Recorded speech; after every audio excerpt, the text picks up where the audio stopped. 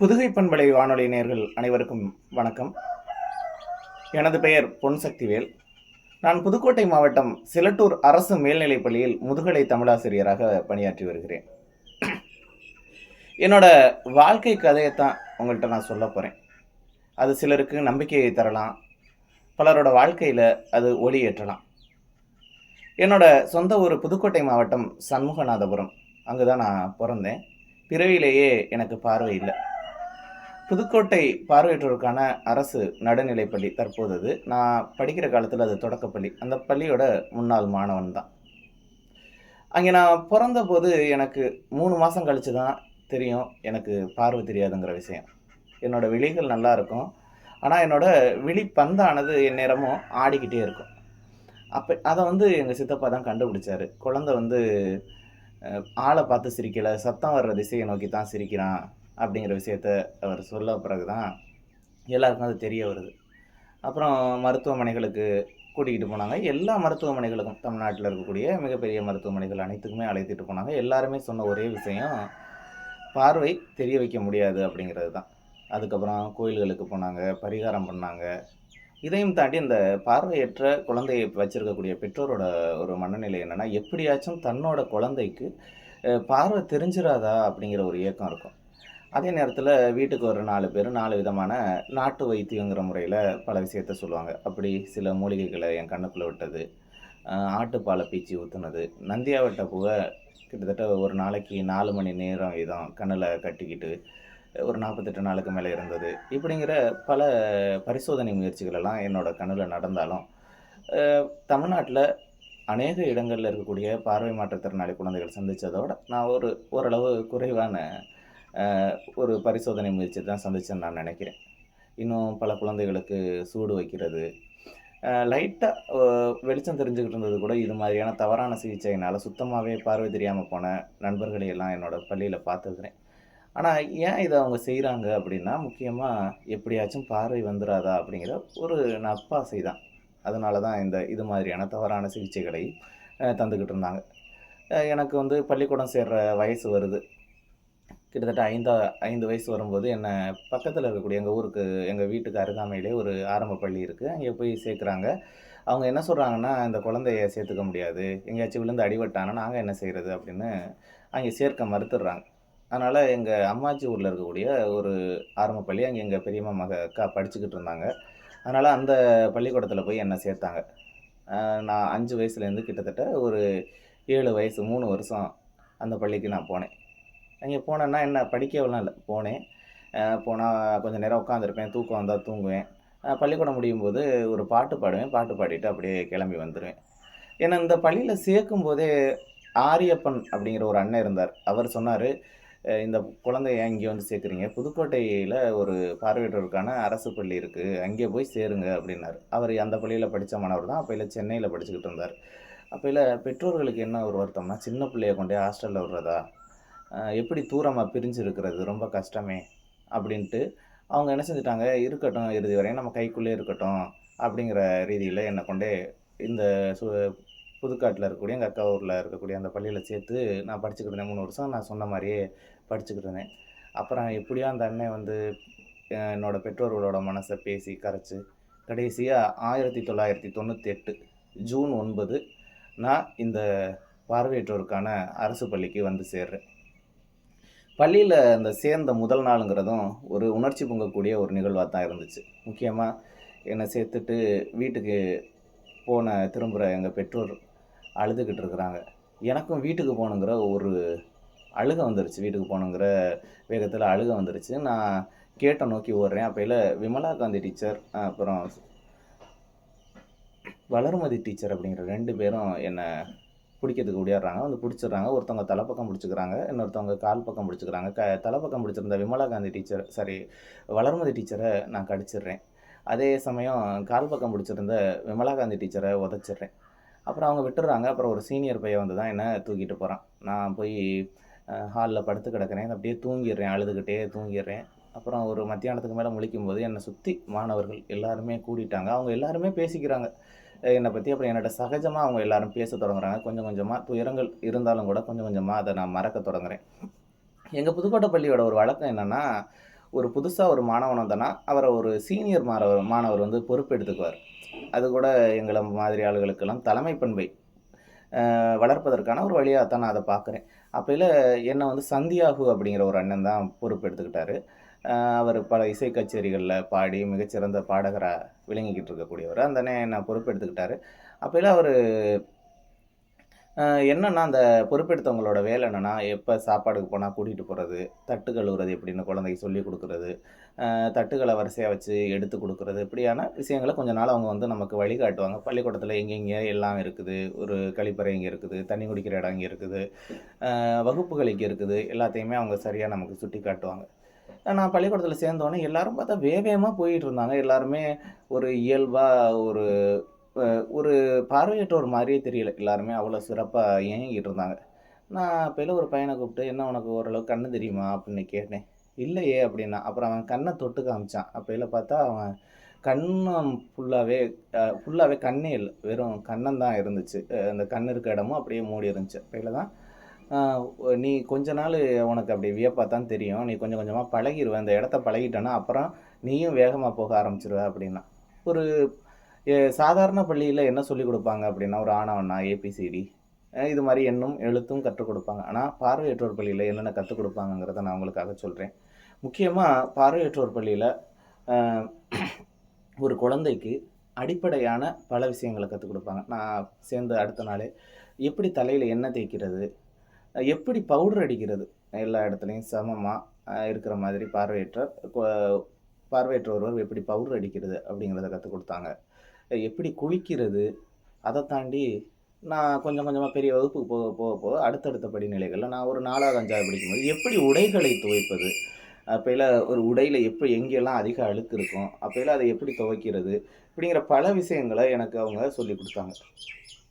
அப்படித்தான் நான் ஒரு முழுமை பெற்ற மனிதனா ஆனேன். அதையும் தாண்டி எனக்கு இன்னும் ஒரு நம்பிக்கைய குடுத்தது அப்படின்னா, எப்படி நான் தனியா நடக்கிறது, ஸ்டிக்கர் போட்டு அப்படிங்கிற விஷயத்த சொல்லிக் குடுத்தாங்க. முக்கியமா எழுத்து முறையான பிரெயில எனக்கு 1வதுலயே கத்துக் குடுத்துட்டாங்க. நான் இத்தன நாளும் ஒரு பாடத்த யாராச்சும் வாசிப்பாங்க, நான் கேட்பேன். ஆனா, பிரெயில் கத்துக்கிட்ட பிறகு நானே எல்லாத்தையும் வாசிச்சு தெரிஞ்சுக்கிட்டேன். நெறைய விஷயங்கள படிக்கத் தொடங்குனேன். அது எனக்கு ஒரு நம்பிக்கைய குடுத்ததா இருந்துச்சு. அப்பயிலே எங்க பள்ளியில இருந்த ஆசிரியர்கள் பத்தி நான் சொல்லியே ஆகணும். ஒரு சாதாரண ஆசிரியர், நான் ஏற்கனவே சொன்ன மாரி எண்ணும், எழுத்தும் கற்பிப்பதோட அவரோட வேலை முடிஞ்சிருது. ஆனா இவங்க எங்களுக்கு வாழ்வியல கத்துக் குடுத்தாங்க. அதுவும் அதீத ஈடுபாடோட நிறைய விஷயங்கள கத்துக் குடுத்தாங்க. மீனா டீச்சர பத்தி சொல்லணும்னா, அவங்க எனக்கு கணிதம் கத்துக் குடுத்தாங்க. கணிதத்தின் மீது அதீத ஈடுபாடு வருவதற்கு காரணம் அவங்க தான். அடுத்ததா எனக்கு அவங்க வ பல புராண கதைகள் பலவற்றையும் சொன்னாங்க. அவை எல்லாமே நான் பிற்காலத்துல ஒரு எழுத்தாளரா, அதாவது ஒரு கவிதை புனையவோ, ஒரு நாடகம் இயற்றவோ, அவையெல்லாம் எனக்கு பெரிதும் உதவியா இருந்துச்சுன்னு கூட சொல்லலாம். அடுத்து வளர்மதி டீச்சர பத்தி சொல்லணும்னா, வளர்மதி டீச்சர் எனக்கு வரலாற கத்துக் குடுத்தாங்க. ஒரு மேப் இருக்கும் பார்வையற்றோருக்குன்னு. அது எப்படின்னா, நீங்க ஒரு டைகர் ரொட்டியெல்லாம் பார்த்துருப்பீங்க. அதில எப்படி டைகர்ன்னு எழுதியிருக்கும். அத நீங்க தொட்டு பார்க்கலாம். தொட்டு பார்த்தாலும் தெரியும். அது மாரி மேடுருத்தப்பட்ட பிளாஸ்டிக் தாள்ல மேடுருத்தப்பட்ட மேப் இருக்கும். அதில இந்தியாவோட வரைபடத்த, உலக வரைபடத்த, ஐரோப்பிய கண்டம்னா எப்படி இருக்கும், ஆசிய கண்டம் எப்படி இருக்கும், அப்படிங்கிற எல்லா விஷயத்தையும் கிட்டத்தட்ட 3, 4 வகுப்புலயே எனக்கு அவ்வளோ தெளிவா கத்துக் குடுத்துருந்தாங்க அந்த டீச்சர். அதையும் தாண்டி எங்க பெற்றோர் வரும்போது, ஒவ்வொரு தடவையும் தனியா அழைச்சு சொல்லுவாங்க. "பையன எப்படியாவது படிக்க வச்சுருங்க. கஷ்டப்பட்டாவது படிக்க வச்சுருங்க." ஏன் அவங்க அத வலியுறுத்தி சொல்லிக்கிட்டே இருந்தாங்கன்னா, பல பார்வையற்ற குழந்தைகளை பெற்ற பெற்றோர்கள் கொஞ்ச நாள் படிக்க வைப்பாங்க. அப்புறம் இது படிச்சு என்ன செய்ய போது? அப்படிங்கிற ரேஞ்சுல விட்டுட்டு, அவங்கள வீட்லயே தங்க வச்சுருவாங்க. ஆனா அப்படி மட்டும் பண்ணிறாதீங்கங்கிறத அடிக்கடி வலியுறுத்திக்கிட்டே இருந்தாங்க. இன்னைக்கு அவங்க வலியுறுத்தினது காரணமா தான் அரசு பள்ளி ஒன்றுல நான் வந்து ஒரு ஆசிரியரா பணியாற்றிக்கிட்டு இருக்கேன். ஒரு அரசு பணிய வாங்கி அப்படிங்கிறத நான் இங்க ந நினைவுபடுத்தி அவர்களுக்கு நான் நன்றியும் தெரிவிச்சுக்கிறேன். அடுத்ததா நம்ம விமலா காந்தி டீச்சர் இருந்தாங்க. அவங்கள பத்தி சொல்லணும்னா, ஒரு பாட்டு போட்டியா இருக்கட்டும், அவங்க எங்களுக்கு பாட்ட பிரெயில்ல எழுதி குடுத்து, அத பாடும் முறைய எங்களுக்கு சொல்லிக் குடுத்தாங்க. அதையும் தாண்டி ஆங்கிலத்தில நாங்க கொஞ்சம் சிறப்பா செயல்படுவதற்கு தனி கவனம் எடுத்துக்கிட்டாங்க. நான் பள்ளிய விட்டு வரும்போது எனக்கு அவங்க வந்து ஒரு ஜிகே புத்தகத்த பிரெயில்ல டைப் பண்ணி குடுத்தாங்க. Year book 2003.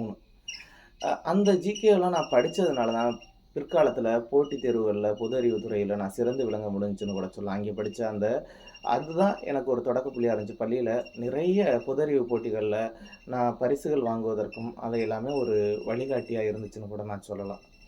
அடுத்ததா வந்து எங்க பள்ளியோட தலைமை ஆசிரியர் அசோக்குமார் சார். அவரை பற்றி நான் சொல்லி ஆகணும். படிச்ச காலகட்டத்தில அவர் இருந்தாரு. அப்பயில பார்வையற்றோருக்கு நன்கொடை கொடுக்கிறதுனாவே நம்ம நெறைய பேர் என்ன செய்வாங்கன்னா, மீந்து போன உணவ கொண்டுட்டு வருவாங்க. இல்லாட்டினா போட்டு தங்க வீட்ல தேவையில்லாத உடைகள கொண்டு வந்து குழந்தைகளுக்கு குடுக்கறதுக்கு வருவாங்க. அப்பயில அவரு, இதெல்லாம் எங்க குழந்தைங்க. நீங்க வந்து என்ன செய்யக்கூடாது, இப்படி மீந்து போனதையோ, பழைய உடைகளையோ நீங்க கொண்டு வரக்கூடாது. குழந்தைகளுக்கு நீங்க குடுக்கணும்னு விரும்புனீங்கன்னா, புது உடைகள எடுத்து குடுங்க. இல்லாட்டினா, புதுசா சாதங்கள வாங்கி குடுங்க. இல்லாட்டி செஞ்சு குடுங்க. இப்படி எஞ்சியதையோ, மிஞ்சியதையோ கொண்டுட்டு வராதீங்க அப்படின்னு மிக கராராக சொல்லி பள்ளியில எங்கள பார்த்துக்கிட்டாரு. அரசு குடுக்குற சாப்பாடே அந்த பள்ளியில மிகச்சிறப்பா தான் இருக்கும். மாசத்துக்கு ஒரு வாரத்துக்கு ஒரு தடவ கறி இருக்கும், முட்டை இருக்கும். இன்னும் காலை, மாலை ஏதாச்சும் தானியங்கள், பால், முட்டை இப்படின்னு பலவிதமான உணவுகள் இருக்கும். அதையும் தாண்டி இப்படி பிறந்த நாள், கல்யாண நாள் இப்படிங்கிற சந்தோஷமான நிகழ்வுகளாக இருக்கட்டும், பல துக்ககரமான நிகழ்வுகளுக்கும் எங்க பள்ளியில வந்து உணவு போடும்போது இன்னும் பல வகையான உணவுகள நான் சாப்பிட முடிஞ்சுச்சு. ஏன்னா, என்னோட வீடுங்கிறது ரொம்ப வறுமையான ஒரு குடும்பம் தான். ஆனா, இந்த பள்ளியில சேர்ந்த பிறகு நான் இன்னும் பல வகையான சாப்பாடு சாப்பிட்டேன் அப்படின்னு கூட சொல்லலாம். பல வகையான உயர்வான உணவு வகைகள சாப்பிட்டேன்.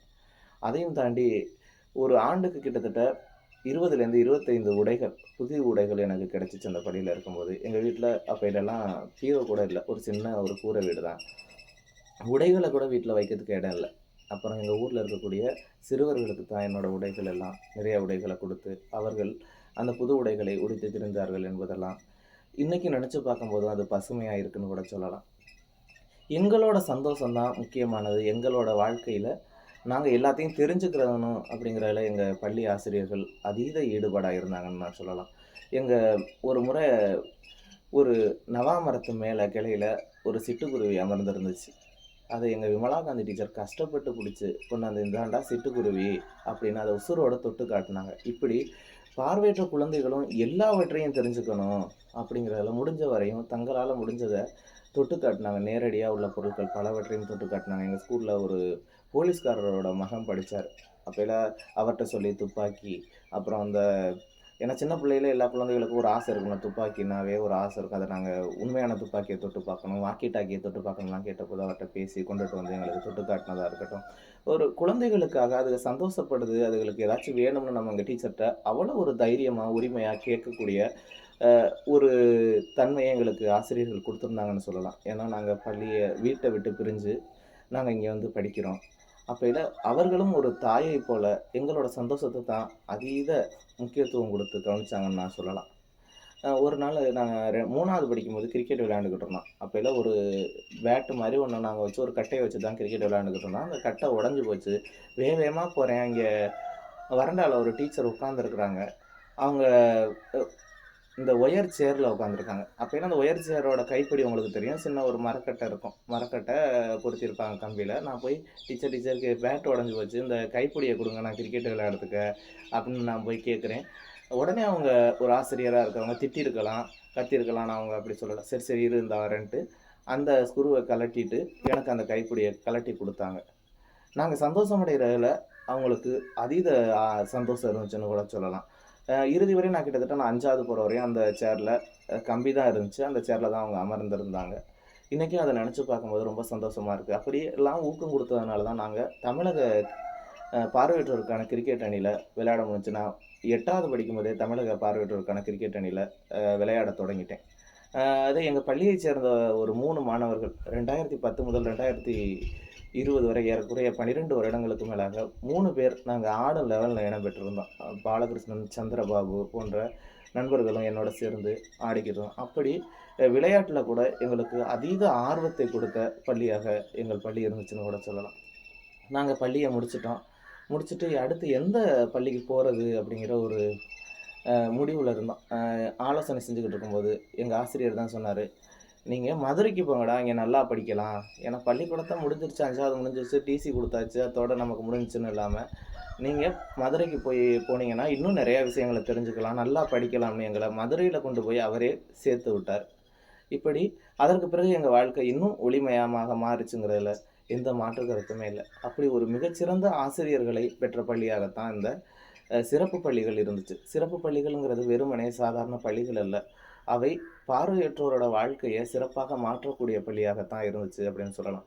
நான் அந்த தொடக்க காலத்துல இருந்த அந்த ஒரு ஆரம்ப பள்ளிக்கு போனபோது, நான் அங்கேயே படிச்சிருந்தேன்னா, இந்நேரம் நான் எப்படிப்பட்ட மாணவனா வந்திருப்பேன்லாம் எனக்கு தெரிஞ்சிருக்காது. அங்கே 1வதுலேயே 3 வருஷம் நான் அ தேர்ச்சி அடையாம இருந்தேன். ஆனா, இந்த சிறப்பு பள்ளிக்கு வந்த பிறகு, நான் மிகச்சிறந்த ஒரு மாணவனா, வகுப்புல முதன்மை மாணவனா இருந்தேன். 10வதுலயும் 12ஆம் வகுப்புலயும் மாநிலத்தில 3வது மாணவனா தேர்ச்சி பெற்றேன். கல்லூரிகள்ல பார்வை உள்ளோரோடு தான் பார்வையற்றவர்கள் சேர்ந்து படிக்கணும். அப்படி நான் படித்த அனைத்து கல்லூரிகளிலும் நான் தான் முதல் மதிப்பெண் பெற்றேன். அ இதே சமயம் படிப்புல மட்டும் இல்ல, விளையாட்டுலயும் நான் சிறந்து தான் விளங்கியிருந்தேன். தடகளம், வட்டெறிதல் போன்றவற்றில மாநில அளவுல பதக்கங்கள் வாங்கியிருக்கேன். அதே சமயம் தமிழ்நாடு பார்வையற்றோருக்கான கிரிக்கெட் அணி, கால்பந்தாட்ட அணியிலயும் விளையாடியிருக்கேன். இப்படி எனக்குள்ள இருக்கக்கூடிய பல திறமைகள், இதையும் தாண்டி ஒரு நல்ல எழுதக்கூடிய ஒரு ஆற்றலை வளர்ப்பதாகவும் அந்த சிறப்பு பள்ளிகள் தான் இருந்துச்சு. பார்வையற்றவன் என்ற புனைப்பெயர்ல சமூக ஊடகங்கள்ல தொடர்ச்சியா நான் எழுதிக்கிட்டு வர்றேன். பார்வையற்றோருக்கான முதல் தமிழ் மின்னிதழான விரல் மொழியரோட இணை ஆசிரியரா இருக்கேன். அதே சமயம் அமேசான்ல நூதன பிச்சைக்காரர்கள், என்றேனும் ஒரு நாள் நான் கவிதை எழுதக்கூடும் என்ற 2 நூல்கள வெளியிட்டிருக்கேன். அமேசான் கிண்டில்ல தமிழ்ல மின்னூல் வெளியிட்ட முதல் பார்வை மாற்றுத்திறனாளிங்கிற பெருமையும் எனக்கு இருக்கு. இப்படி ஒரு சாதாரண ஒரு கிராமத்துல இருந்த ஒரு சாதாரண சக்திவேல், இவ்வளவு பெரிய சாதனைகளை படைப்பதற்கு இந்த சிறப்பு பள்ளிகள் தான் உதவியா இருந்துச்சு. அவை என்னை சுயமாக இயங்குவதற்கும், என்னால எல்லாத்தையும் பார்த்துக்க முடியும் அப்படிங்கிறதுக்கும், அன்றாட பணிகளை நான் சுயமா செய்வதற்கும் வழிவகுத்துச்சு. இன்னைக்கு பள்ளிகளுக்கும் சரி, எல்லா இடத்துக்கும் நான் தனியா தான் போயிட்டு வரேன். இப்ப நான் பெற்றோர்களுக்கு சொல்லிக்கொள்ள வேண்டிய ஒண்ணு இருக்கு. நிச்சயமாக உங்கள் குழந்தைகளை சிறப்பு பள்ளிகளில் சேருங்கள். பார்வை மாற்றுத்திறனாளி குழந்தைகளை பார்வையற்றோருக்கென இருக்கும் சிறப்பு பள்ளிகளில் சேருங்கள். அப்பொழுதுதான் அவர்கள் வாழ்க்கை சிறப்பாக அமையும். எல்லா பள்ளியில நீங்க எந்த பள்ளியில வேணாலும் சேர்த்துக்கலாம். உங்க வீட்டுக்கு அருகாமையிலே பள்ளிக்கூடம் இருக்கு அப்படின்னு கூட நீங்க சேர்த்துக்கலாம். ஆனா அந்த குழந்தை ஆனா ஆவன்னா படிச்சிரும், ஏபிசிடி படிச்சிரும். ஆனா சுயமாக இயங்கக்கூடிய ஒரு ஆளுமை மிக்க ஒரு நபரா மாறணும்னா, அவை சிறப்பு பள்ளிகளுக்கு வந்தா தான் அது நடக்கும். தூரமா இருக்குது, குழந்தைய பிரிய துயரமா இருக்கு அப்படின்லாம் இருந்து நீங்க உங்கள் குழந்தையை வீட்டுக்குள்ளே வச்சு முடக்கிடாதீங்க. அவர்கள் வாழ வேண்டியவர்கள். அவர்களது வாழ்க்கையை நீங்கள் பாழாக்கி விடாதீர்கள் என்பதைத்தான் நான் சொல்லிக் கொள்கிறேன். ஏன்னா, அவர்கள் நாங்க நிறைய பெற்றோர்கள் சொல்லியிருக்காங்க. நாங்க இருக்கிற வரையும் பார்த்துக்கிறோம். அப்புறம் நாங்க போம்போது ஏதாச்சும் குடுத்து கூட கொண்டுட்டு போயிர்றோம் அப்படின்லாம் அவங்க சொல்றதெல்லாம் நான் காதார கேள்விப்பட்டிருக்கிறேன். அப்படி உங்கள் குழந்தைகளை விடாதீர்கள். இப்பொழுது சிரமப்படுவார்கள் என்று நீங்கள் நினைத்தால் அவர்கள் உயரம் தொடவே முடியாது. எனவே எல்லா பொதுமக்களுக்கும் நான் சொல்லிக்கிறது என்னன்னா, உங்கள் அருகாமையில் ஏதேனும் பார்வையற்ற குழந்தைகளை பார்த்தீர்கள் என்றாலும் சரி, பார்வையற்ற குழந்தைகள் வளர்க்கும் பெற்றோர்களாக இருந்தாலும் சரி, பார்வையற்றோர்களுக்கென இயங்கக்கூடிய சிறப்பு பள்ளிகளில் கொண்டு வந்து சேருங்கள். அவர்கள் உணவு, உடை, அதை தாண்டி தங்களது வாழ்வியல், அவர்கள் எப்படி சுயமாக எல்லாவற்றிலும் இயங்க வேண்டும் என்ற அனைத்து விஷயங்களையும் கற்றுக் கொடுப்பார்கள். உங்கள் குழந்தை உங்கள் தயவில்லாமல் சுயமாக இயங்குவான். நிச்சயமாக ஒரு நாள் உங்களையும் கைப்பிடித்து கரை சேர்ப்பான். அதற்கு என் போன்ற பல பார்வை மாற்றுத்திறனாளி குழந்தைகள் சான்றாக இருக்கின்றனர். புதுக்கோட்டை பள்ளியில் படித்த அநேக பார்வை மாற்றுத்திறனாளி குழந்தைகள் இன்று பேராசிரியர்களாக, ஆசிரியர்களாக, வங்கி பணியில் ஊழியர்களாக இருந்து மிகச்சிறப்பாக பணியாற்றி வருகிறார்கள். எனவே சிறப்பு பள்ளிகளில் குழந்தைகளை சேருங்கள். அவர்கள் வாழ்க்கை சிறப்பாக இருக்க உதவுங்கள். அனைவருக்கும் நன்றி.